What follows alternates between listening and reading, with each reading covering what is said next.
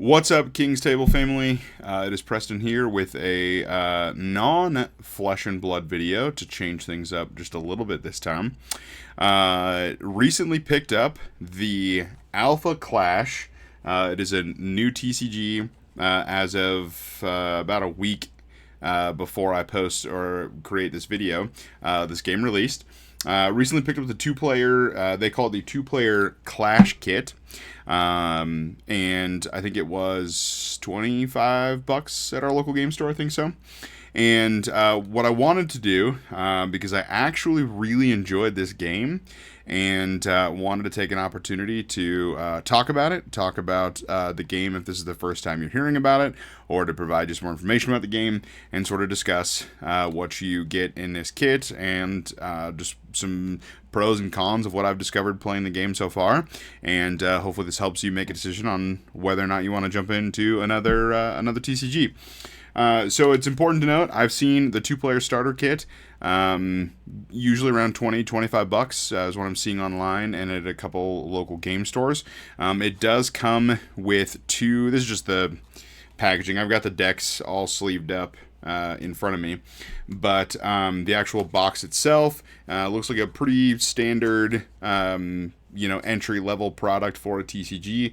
It's going to come with two ready-to-play decks, and from what I have read, it actually looks like the two contenders, which are the sort of the focal point of decks in Alpha Clash. Think of like commanders in Magic or like a hero in Flesh and Blood. The green color commander and the black color contender, not commander, contender. Those contenders are exclusive to this two-player kit. So if you want to play those colors, and we'll sort of talk about what colors mean in this game in a second, but the only way to get them is through this two-player kit. So recently picked this up, and Alpha Clash was a game that I have certainly heard of. I like to try and stay on top of TCG news, try and stay on top of that sort of stuff. And upon first glance, because I had missed the original Kickstarter, and it was I'm always hesitant to get into new games.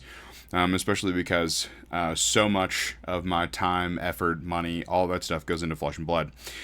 So I was like, well, I don't know if I'm going to take a look at this game, but the idea of sort of a superhero-centric game sounded kind of appealing. And I will admit, at first glance, when I saw the game for the first time, there were some things about the design, about some of the artwork, just from seeing the digital renders on websites and that sort of thing, that didn't necessarily have me super thrilled. But I'm happy to report that actually having the cards in hand is entirely different, and we'll sort of talk about that when we get into pros and cons and that sort of thing. So the game itself, as it stands right now upon making this video, it's a two-player game. Each player will build a 50-card deck plus their contender, and then a 10-card sideboard. Now, there are 5 colors in this game, similar to Magic, and because this game has a lot of similarities to other TCGs out there, I'm going to mention that, and that's in no way to detract from this game, because I actually think that it is a ton of fun to play, and I really enjoy it. So it's simply to help build a bridge in your mind to sort of grasp what this game is, to hopefully convince you to at least give it a shot. So this game has 5 colors, and then it also has 6 different factions in the game. Every character or every card in the game can belong to a faction or an affiliation and in a color. And I think that's actually really unique. And this is something that definitely goes in the pros column for this game. It appears that the deck building is going to go in a direction where you have flexibility to build along color lines. If there are specific strategies in the colors of this game that you enjoy, great, you can build a deck that matches the color or colors. And then if there are a particular set of characters or the affiliations they belong to that might belong to different colors, but you are really enjoying the lore and the story of a particular affiliation, then it seems like there's going to be room to build within affiliations, and that's going to matter more to the synergy of your deck than the colors per se. So I think that's really cool. I think that's a really nice part of this game. But as far as the colors, there's black, white, red, blue, and green. Now, as it stands, there are 5 contenders in the game. And with the 5 contenders, again, being these are like the heroes or the commanders that your deck is sort of centered around, the 5 contenders are Clarity, Ageless Defender, that is the white contender. Magnate Awakened, that is the green contender. Mean Streak, Ready to... Whoop. I had it pulled up and my computer screen just disappeared. Mean Streak Ready to Brawl is the blue contender. Torque the Diabolical is the red contender. He's got a really cool lore. There is a section on Alpha Clash's website where you can see some lore for some of the characters that are featured in these cards. Torque the Diabolical, really fantastic little section of lore there, so check that out. And then the black one is Moxie Ready to Hunt. And again, check out the lore tab in their website. I think there's some really cool stories, and I'm excited to get to the point where I can get my hands on the graphic novel that they had made in conjunction with releasing this game, and that was part of the Kickstarter, like I said, that I missed. But there's 5 contenders in the game.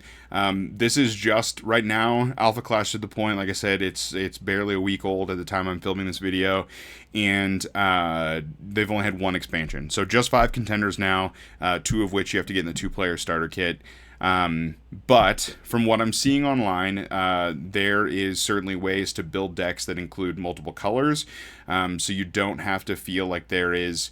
even with only 1 expansion, there's a ton of deck building restrictions. Now, there certainly are some, and we'll kind of talk about that here in a second. But that's the game, right? You've got contenders. You are with your deck. You are playing what they call clash cards, which is basically your creatures or your characters that you can use to battle your opponent. You can play out battlegrounds or clash grounds that are very similar to like locations in Pokemon. And then there's accessory cards, weapon cards. Those are very much like equipment in Magic. And then there's also like trap cards, which you think of like Yu-Gi-Oh, that sort of thing. So it borrows a lot of things or a lot of concepts or ideas from famous TCGs, but I think it actually does so in a really good way. So let's talk about the pros and cons of sort of what I've seen and discovered with this game, the product I've been able to get my hands on, and sort of what has me hopeful for this game down the road. So as far as pros, I think it plays really nicely. I was able to teach the game to King Stable Tony. We were able to play a couple games the other day. Then I was also able to teach my children as well. So there is, there's certainly an ease of learning that this game has. And so compared to a lot of other TCGs that are out there that can certainly be more intimidating, this game is actually pretty straightforward. And what is really good about that, like I said, it's really easy to teach. But if you're able to join this game now, sort of in the beginning with 1 expansion, there are a lot of concepts that we can sort of get a hold of in a smaller card pool. And I think there's only room to grow in complexity as the game grows. And so now is a great time to jump in, because what's there still has a ton of replayability. It is a super fun game to play, and it also, like I said, there's only room to grow and expand from here. And so as far as playability, it's really easy to pick up, and the 2-player Clash Kit actually does a very good job of being a product that gives you everything you need to learn. Each deck has a good split of the different mechanics in the game. So like the Moxie deck, that is the black one that comes in the kit, that has a lot, that one has a lot more traps, accessories, weapons, that sort of thing. And so that sort of gives you an idea of how to utilize those types of cards in the game. And then the Magnate deck will have more, basic actions, quick actions, that sort of thing, which both decks play very very differently, and having an opportunity to play both of them a bunch of times, I feel like a much more confident Alpha Clash player, because both of them present a good opportunity to see what the game has to offer. So that is, as far as playability, definitely a high score for me. It was a lot of fun. Now, as far as the actual design, like card design, art, that sort of thing, this one feels like there's things that I could put in pros and things that I can put in the cons. And like I said, when I first had looked at this game, the first time I heard about it, I wasn't entirely sold on what I was seeing. And I want to be totally honest in talking about this product, because spoiler alert, at the end of the video I'm going to tell you this is a great game, you should definitely buy it. But there were some things that I'd seen as far as like the art style and that sort of thing, and that's also not to take away from any of the artists that are doing any of these card arts. It just wasn't something that was my cup of tea initially. I will say that actually getting the cards in hand, and this is kind of a strange thing, and maybe I'm crazy, right? Like maybe there's people that look at the art, the digital render, and absolutely fall in love with it immediately.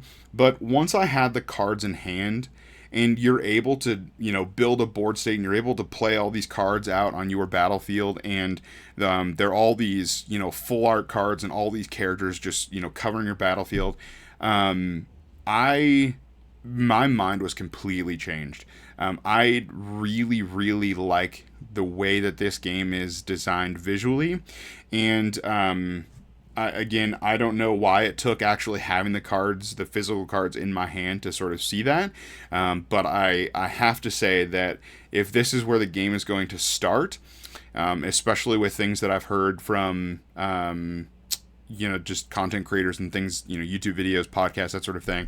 If they're going to start tapping into more renowned TCG artists and comic book artists, then I could very easily see this being, in my, top 3, top 5 card game designs, because I love superheroes. I love, I love comic books, that sort of thing. And so to see them get even better from where they're starting, I'm really excited for the future. And so all that to say, if there is, looking at the digital renders, you're looking at cards online, that sort of thing, if there's something about it that is still holding you up from purchasing the game, just do it. Just get some cards. I promise, once you have the cards in hand and you actually start playing, it's kind of crazy to actually, like, every card, and I'll probably throw some images up on the screen next to me to give a better example, but it's like full art. Every single card. And when you have an entire, like, your opponent, their playmat's covered in full art cards, your playmat's covered, it brings a whole different play experience, and I really like it. I am very happy to report that my mind was entirely changed on the visual design of the game once I actually played it and had physical cards.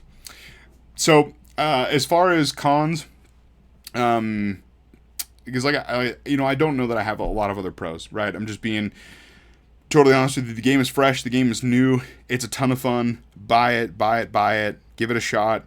And like I said, I really like the design, having the cards in hand.